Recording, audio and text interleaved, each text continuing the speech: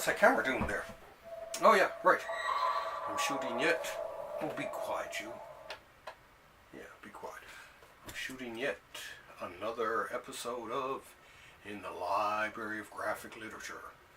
Deep from the bowels of downtown St. John's, one of the most historic and beautiful cities in North America, comes me, Wallace, and a bunch of books to open and share with you this week. Okay, I'm not sure how many of you out there got to see the video I shot the weekend. It's up on the page. It's myself and Sophia, and she did an excellent job, top notch, and it's worth watching. She really actually gives some great reviews on some books for young teens and to read. And I thought she did a great job. I can't wait to have her back. So I got to try to find a bunch of books for her to review. But and I got 2 or 3 actually lined up. So, but I'm going to give them to her. I'm going to flood her with books, get her to read a bit, and then we'll have her back at some point. In the meantime, beautiful day out here on the east coast of North America. It was nice and sunny. No tornadoes, no volcanoes, no nothing. We got pretty lucky out here. It may be cold and miserable, but we don't have a lot of natural disasters and such. And we have no snakes out this way. I bet you most of you didn't know that. Anyway, let's get down to it. First on today's list is Susceptible from Genevieve Castry. Yeah, this looks like a interesting book. I mean, it just sounded interesting and all that, so I figured, well, why not pick it up? It looked different from what I usually get, but I mean, it seemed of interest, and I thought, why not? I'm trying to diversify with, besides superhero stuff and all that. Now I've been trying to diversify lately with a lot of graphic novels and the like. So the artwork here, it's a very underground style. It looks pretty good. I haven't had a chance to give it a preview, but if anyone else out there has actually read this, let me know. Sometimes I do find books and pick books that I have never read or don't have a clue, but they look kind of cool, so I add them to the pile. So Susceptible from the fine folks at D&Q. Drawn and Quarterly, one of the most avant-garde comic book companies in the world, and they're located right here in Canada, in Montreal. So, way to go, guys! You're the best. Let's see what else. I'll skip over these. I'll go to the open one here. And this is the Eisner Award-winning graphic novel, The Originals, from Dave Gibbons, and this is another one I haven't read, but a lot of people who've read it said it's pretty cool. It's like mods and fighting each other and stuff like that, and it's supposed to be very good. Apparently, everyone I know who's read it said it's worth checking out, and even just zipping through and looking at it, it has that wonderful Dave Gibbons work to it. I love Gibbons. There's a quiet intensity to Gibbons' work. Absolutely love it. I actually met him when I was living in New York I think it was at the New York Comic Con, and very nice man, by the way, and he did me a little drawing of was it him did me the drawing of the V for, no, that was David Lloyd I'm thinking about. But like I say, this is from Burger Books, an imprint of Dark Horse Comics. Of course, Burger Books is run by the inimitable Karen Berger, former chief and head and queen of Vertigo Comics. An amazing label. She did some amazing work with that title, and I'm glad to see that she's back in the game again now. And very nice production, by the way. Very nice job. So for any of you Dave Gibbons fans out there, go and see if you can pick this up. Here's a quick look at some of it.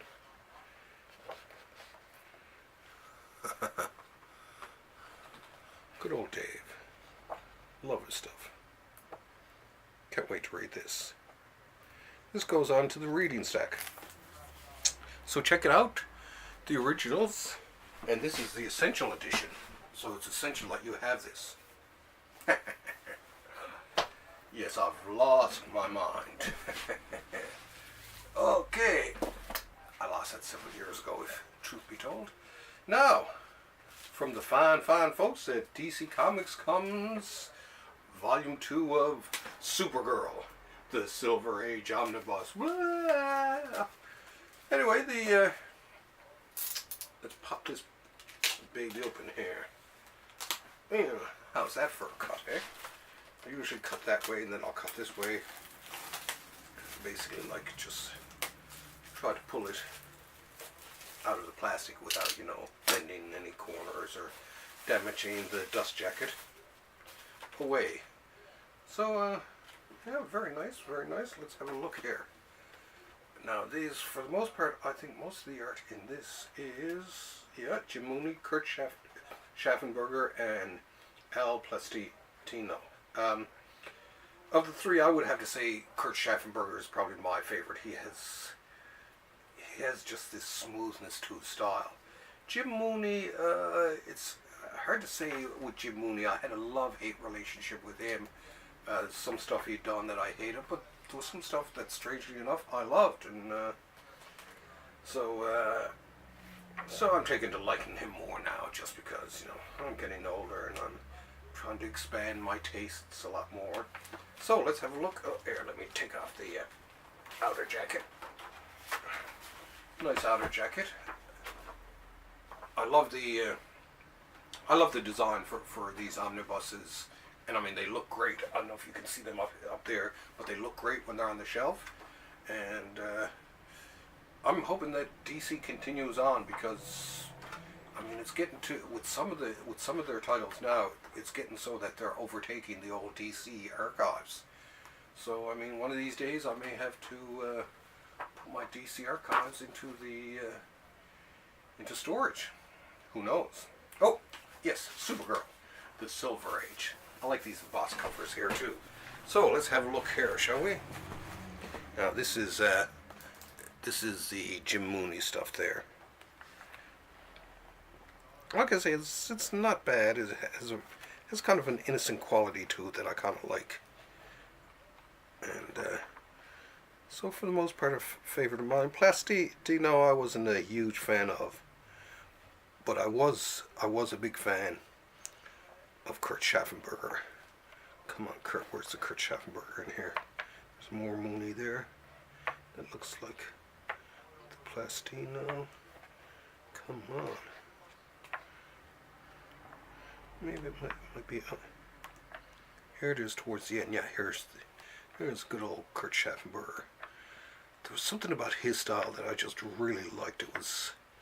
That's why when I thought he was the perfect person to draw Captain Marvel when he came back, Shazam, in the early 70s. He had something to his style that just it's lovely. I'm a big Schaffenberger fan. Sort of an innocence, but a beautiful line to it. So if you're not familiar with Kurt Schaffenberger, go online, look up some of his pages, stuff like that. The Shaft ruled. Now I was more familiar with him from a lot of the other stuff he's done too. He did some Jimmy Olsen's. I guess that's really the one I guess I can remember him from. And basically he was a real DC stalwart there for years. Amazing style. So check this one out. Okay, now we're getting through everything fast here tonight. Anything else? Any news? Oh yes, as a matter of fact, coming up, this has been news with myself. Coming up June 8th here in St. John's, Newfoundland, at the Royal Newfoundland Regiment's Museum. myself and several other artists, including Paul Tucker and Jason Lutz and some other people. They're doing a exhibition, War and Comics, and I'll actually be there, and I'll have some examples of the graphic novel I'm working on called The Narrow Way, which is about my grandfather and his adventures or misadventures during World War One. I'm surprised that he made it out alive. He fought in some of the big major battles, the Somme, Gallipoli, Ypres. Over the years, it was a lot. Not only that, when he came back to Newfoundland late in 1918, he was on a boat off the south coast of Newfoundland, steamship as a wireless operator, and they were attacked by the Germans just off the coast of Newfoundland and taken prisoner there, and they let him go the next day because it was towards the end of the war. So anyway, it's a fun book I'm working on. I figure it's going to take me about a year, maybe two, but I'm taking my time at it because it's really a labor of love. And maybe next week I might even have some pages to show you fine folks. Now, last but definitely not least is Marvel Masterworks, The Defenders. And of all the Defenders, Marvel Masterworks, I gotta say this is probably one of my favorite eras of the Defenders. A huge fan of Keith Giffen, of course. Let's see, who else is it? Dave Cockrum does a bit, Mike Golden, and who doesn't like Mike Golden? Sandy Plunkett, Juan Ortiz, Carmine Infantino.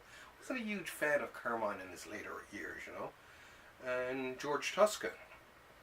But yeah, I absolutely adored. I was a huge Keith Giffen fan. I still am, as a matter of fact. And I think the Defenders really. I mean, he'd done some other stuff for Marvel and all that. The Sword in the Star, his first real work. Actually, it's the first appearance of Rocket Raccoon was in that story. It was in the back of a black and white magazine. And then what else did I see him? I think Deadly Hands of Kung Fu. I might have seen him do some stuff in that. But he got onto the Defenders, and this was kind of during his Kirby-esque phase. But if there's someone who can do Kirby and channel Kirby properly, it's Keith Giffen. He's one of those. And for the most part too, he's inked by Klaus Janson, who's absolutely amazing. Always loved his inking work. He's a master of the pen and the ink. So and actually in this one too, he colors it, and I know he did color a lot of stuff. But yeah, Janson without doubt one of the best inkers of the latter part of the 70s and into the 80s too. I mean, he could ink anyone and make them excellent. So check out his work if you're looking. And there's a few of them here now. Chick Stone and Mike Royer. I think they got him into ink a few stories. And there was that sort of. They had one book where they had a bunch of different artists doing it.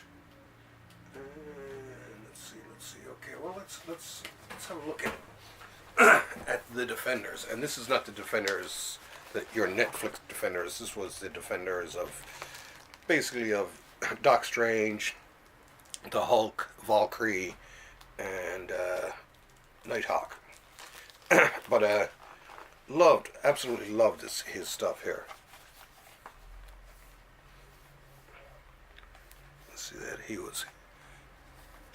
this is some of my favorite stuff by the master. Let's go back this way now. Here, we'll start to head this way. Go forward again. But yeah, this is one of my favorite parts of the Defenders. Loved his stuff. Scorpio is back at it again. And here was this elf that came along, was murdering people left, right, and center in a mysterious way.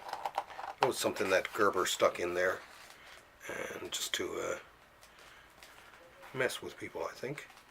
Okay, Keith Giffen and Klaus Janson again. He really did start to really channel Kirby in this one. So much so, like I say, they got some of Kirby's inkers to ink him. So yeah, here's some of the later ones. Keith Giffen, Klaus Janson. Look at that, come on. I know you people love this. I can feel you loving it out there now. So yeah, of all the, this is one of my favorite all-time series from the late 70s, and when I seen it was coming up, it was just like, oh good God, I'm gonna fall in love with this, the Defenders all over again. And I have, because it was a great comic. Gerber wrote a few of these, I think. Let's see. Oh, no, I guess he didn't. I could have sworn he'd done this. But anyway, I think maybe that's later. But yeah, absolutely love this. One of my all-time favorites. I'm going to look over this again and again and again tonight. And fall in love with Keith Giffen all over again. So yeah, for you Keith Giffen fans out there, this is a must. This is some of his great 70s work. So check that out. And my God, I guess that's it for this week. Oh, you like my new t-shirt here? Batmobile. This is the Batman thing. So yeah, like I say, in a couple of weeks I'll show you some of my own art and stuff like that. And I'm gonna, like I say, pile Sophia up with some books and get her reading some more books, and hopefully we'll have her back. She's very entertaining. A lot of people really liked her reviews, including me. We had a practice run actually the day before, and I just asked her to basically talk to me about one of the books, and she began to talk to me about it, and it was just like, wow, she talked about the characters, what the story was about, and that sort of thing. She was fabulous. So if you folks want to see her again too, watch the video and share it around a bit too. Let's share her talent with everyone else. That being said, it's that time again. Time to take that boom tube to the stars. I always loved the concept of the boom tube, you know, in the Fourth World comics, right? And especially when they came out with a mother box. When I heard there was going to be a mother box toy, I had to have it. So let's call us up a boom tube. Boomy, boomy, boomy. Oh my God. Look at the size of that boom tube. Oh my God, it sucked me up. Ah! See you later, bye.